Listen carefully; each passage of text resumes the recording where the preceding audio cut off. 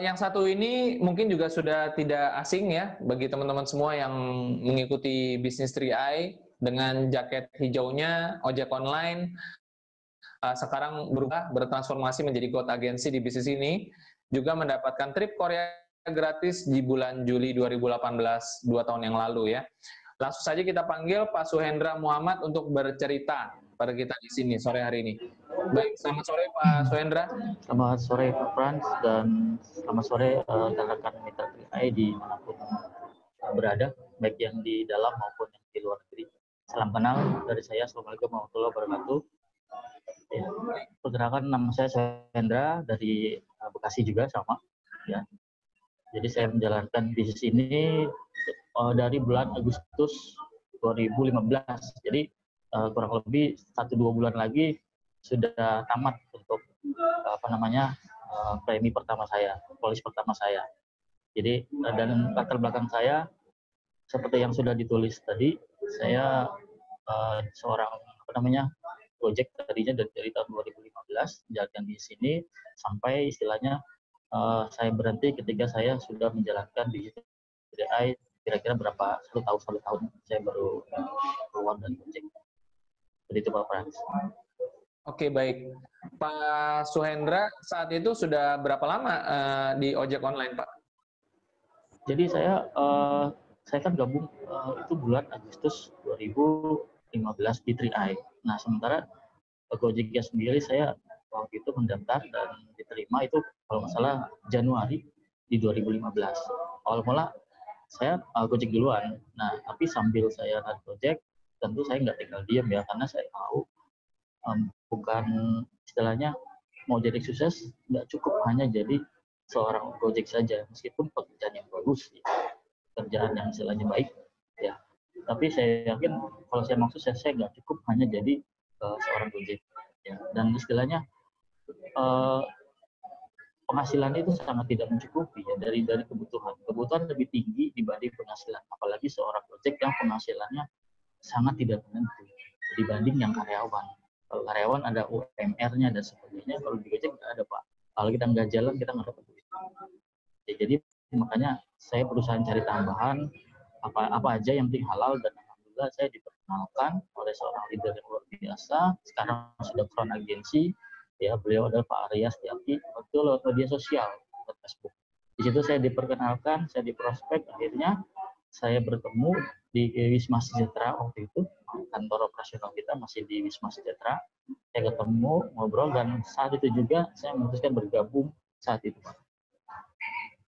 Ya. Oke, Pak Suhendra berarti ketemu langsung dengan Pak Arya saat itu di Wisma Wisma Sejahtera. Ya, oke ya. Oke, padahal waktu itu sebelumnya apakah sudah kenal dengan Pak Arya atau bagaimana? Dari berarti ketemuan gitu ya? Ya, justru saya minta ketemuan karena saya nggak percaya awalnya. Saya nggak percaya dengan Pak Arya, saya nggak percaya dengan perusahaannya awalnya Pak. Jadi karena saya hanya diperkenalkan di media sosial tersebut. Untuk wajar saja ya buat orang yang baru seperti saya, buat orang yang awam, takut dengan penipuan dan sebagainya. Akhirnya ketika diperkenalkan saya juga nggak percaya, dan itu pun wajar-wajar aja. Mungkin banyak juga apalagi waktu itu 2015 sebelum sistemnya online, belum istilahnya belum ada Mobis, dulu masih pakai manual, tentu nggak gampang percaya. Nah, untuk ngakak istilahnya membuat saya percaya, saya minta ketemuan waktu itu, dan alhamdulillah waktu itu memungkinkan ketemuan dan saya diundang ke kantoran langsung. Nah, tapi untuk yang istilahnya mitra-mitra sekarang atau calon-calon mitra sekarang nggak perlu melakukan hal yang saya lakukan, karena sekarang semua serba online, sudah aplikasi dan sebagainya, sudah banyak contoh-contoh orang sukses, jadi nggak perlu diragukan lagi. Jadi waktu itu saya ketemu dengan Pak Arya setelah di prospek, ketika itu ada seminar BOP di Wisma Sejahtera waktu itu, dan saya ketemu beliau, diperkenalkan langsung, ini kantor operasional dan sebagainya. Dan baru dari situ saya mulai percaya dan langsung join saat itu juga. Meskipun saat itu nggak ada duit sebenarnya. Yang penting saya join aja dulu. Gitu Pak. Oke. Dan berarti awal gabung itu memang pengen langsung jalanin bisnisnya ya Pak Suhendra ya? Iya betul. Jadi karena sudah dijelaskan dari awal sampai akhir, istilahnya dari produk yang bermanfaat, dari proteksi asuransi juga yang bermanfaat, dan ada peluang bisnisnya. Terus terang ya, saya mah dibanding dua yang awal, saya memang ngincar lebih ke bisnisnya Pak. Ya, apalagi istilahnya zaman sekarang, kalau kata orang miskin apa namanya kaya itu nggak jaminan bahagia gitu. Ya kalau saya jawabinnya gampang, betul, kaya itu nggak jaminan bahagia. Apalagi lu bokeh gitu. Jadi kaya aja nggak jaminan bahagia, apalagi bokeh itu lebih lebih nggak bahagia lagi, lebih menderita lagi istilahnya kalau bokeh. Dan itu udah saya alamin sebelum saya join TRI. Ketika saya prospek, makanya ketika ada yang nyinyir-nyinyir, udah pasti itu nggak masalah buat saya. Itu makanan tiap hari buat saya. Jadi saya jalan langsung niatnya istilahnya langsung ngegas waktu itu, walaupun yang saya hadepin tidak sama dengan mungkin mitra-mitra saat ini yang dihadapin. Karena dulu alat-alat bantu semua serba terbatas, nggak ada aplikasi, belum ada Moody's, tentu istilahnya lebih sulit dibanding sekarang. Walaupun waktu itu sudah ada media sosial Facebook, dan saya otomatis hanya menggunakan media sosial Facebook dan jalanin offline sesempatnya saya. Gitu. Jadi saya jalanin kalau offline-nya itu ketika saya narik istilahnya sambil saya bawa penumpang, saya ajak ngobrol. Jadi nggak cuma diem-dieman ya, mungkin banyak Bapak Ibu sekalian kalau lagi pesan Gojek baik maupun motor atau mobil, kebetulan saya motor, itu kebanyakan ada driver yang pada diem aja kita, itu sebetulnya salah juga. Baik dari pihak driver maupun dari pihak penumpang sebetulnya ada yang bisa dimanfaatkan. Nah kalau saya sendiri melakukannya dengan saya ngobrol, saya kenalan. Kalau bahasa orang yang sekarang prospek. Jadi saya ngobrol kenalan, sambil di jalan tuh Pak. Waktu itu kan saya nggak bisa fokus ya karena sambil bawa motor gitu ya. Jadi hanya kenalan, karena waktu yang begitu sempit. Ya, otomatis ketika di akhir saya cuma minta kartu nama atau kita siapin kartu nama. Jadi bertukar nomor WhatsApp. Baru setelah selesai, istilahnya selesai dia bayar, istilahnya saya pergi, baru saya menghubunginya lagi via online, via WhatsApp ataupun bisa via telepon untuk prospek atau mungkin mengundang ke acara waktu itu.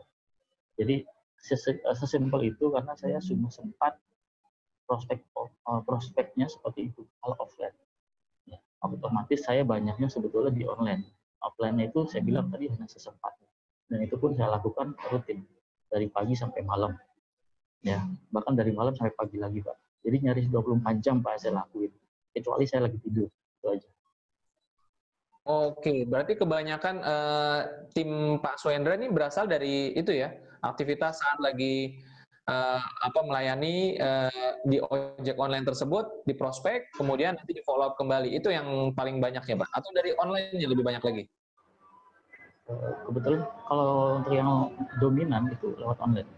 Ya, betul kalau offline itu ya bisa dibilang hanya sekitar 25% sampai 30%. Jadi mayoritas saya mainnya memang online. Ya. Betul, dari Facebook juga ya. Oke. Dan itu memang banyak yang pada akhirnya mereka aktif bergerak di tim Pak Swendra berasal dari prospekan di Facebook ya Pak ya? Betul, mayoritas seperti itu ya. Lewat online. Oke, berarti timnya juga rata-rata bergeraknya seperti itu juga ya Pak ya? Betul. Bahkan ada yang gabung udah 3 tahun, 4 tahun, sampai detik ini saya belum pernah ketemu. Oh, luar biasa. Luar biasa. Ya. Nah, Pak Swendra, boleh nggak ceritakan perjalanannya? Ini kan Bapak kan sekarang udah posisi growth agency. Penghasilannya, ya kalau tadi Pak Sandy sudah cerita 20-30 juta sebulan, itu penghasilan yang sangat besar. Dan gimana sih caranya agar teman-teman juga bisa mengerti ya, punya gambaran nih, kan bukan pekerjaan ini bukan hanya sekedar closing ya. Apa yang Pak Swendra lakukan membangun jaringannya itu bagaimana Pak? Bisa diceritakan? Ya. Awal mula bergabung, saya nggak pernah berpikiran saya ada di posisi saat ini Pak. Terus terang, istilah buat orang yang nggak ngerti bisnis, buat orang yang baru join, untuk saya mau target 1 bulan atau 2 bulan mau posisi broad ataupun 1 tahun mau broad, itu istilahnya nggak masuk di akal, nggak masuk di otak kita. Maksudnya kalau kata mentor saya ini, kita harus berdamai antara target dan hati kita. Jadi jangan istilahnya bikin target yang kayaknya nggak masuk di akal dan nggak sesuai dengan kemampuan kita. Jangan kita di mulut targetnya 1 bulan atau 1 tahun bronze atau silver atau gold atau bahkan bronze, tapi di hati kecil itu ngomong itu lo nggak bisa, itu lo nggak bisa. Jadi makanya saya menyarankan kepada diri saya sendiri, mungkin bisa juga jadi masukan buat yang lain, itu bikin target mulai dari yang kecil gitu. Jadi kalau misalkan saya dari awal join saya udah bilang saya mau goal di tahun sekian, rasanya buat orang yang baru seperti saya itu nggak masuk akal. Nah, oleh karena itu mentor saya bilang bikin target dari yang terkecil. Kapan mau jadi tim agensi, targetin 6 bulan. Kapan mau jadi leader agensi, terus kalau udah jadi tim agensi targetin lagi naik bronze agensinya kapan, goalnya silvernya kapan, sampai goalnya kapan, dan seterusnya sampai crown, mudah-mudahan nanti Pak. Dan jangan lupa sambil berjalan itu kita juga bantu tim kita. Jadi nggak istilahnya nggak kita bekerja hanya untuk diri kita sendiri, tapi untuk tim kita juga.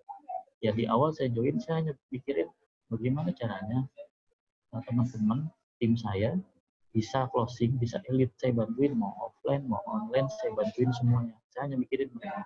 Oleh karena itu di profil tadi tertulis ya Pak, saya tidak pernah jadi tim agensi.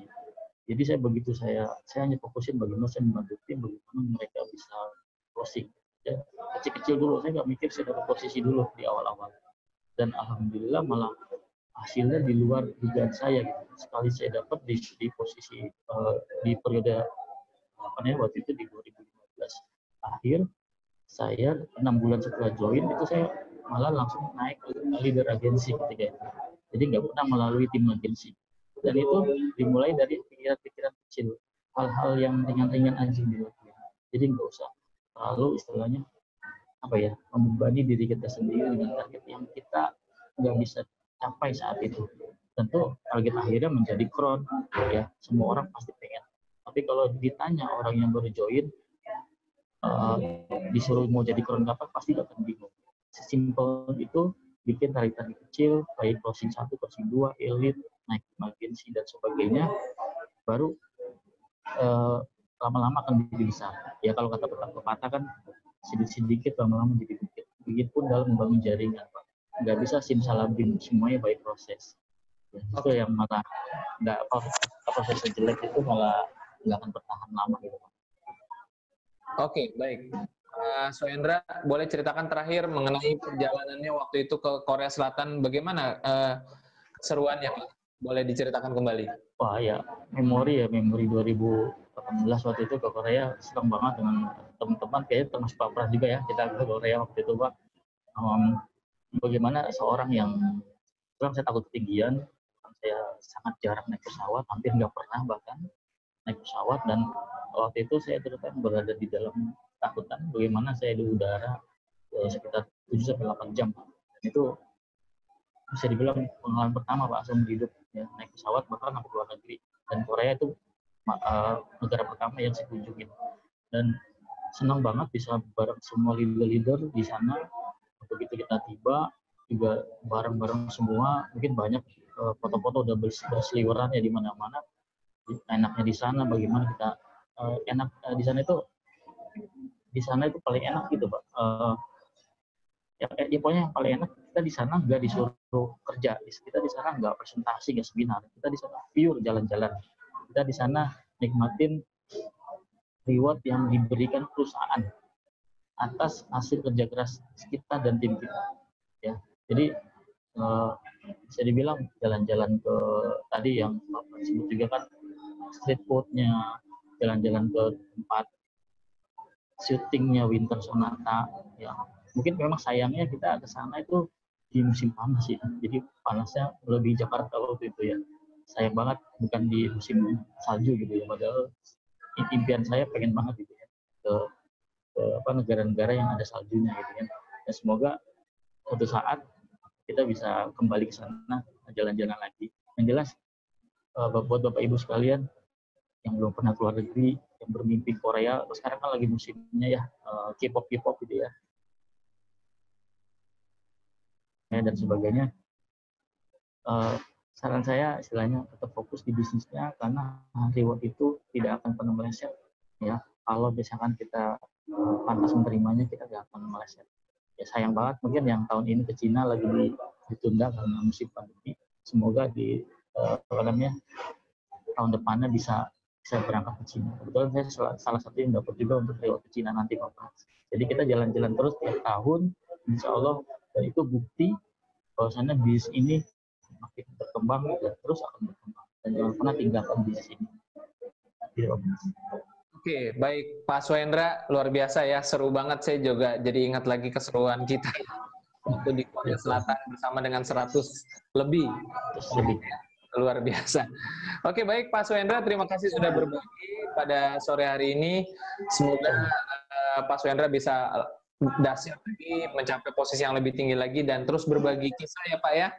Siap. Oke, sampai jumpa lagi Pak Swendra. Gokron Pak Swendra.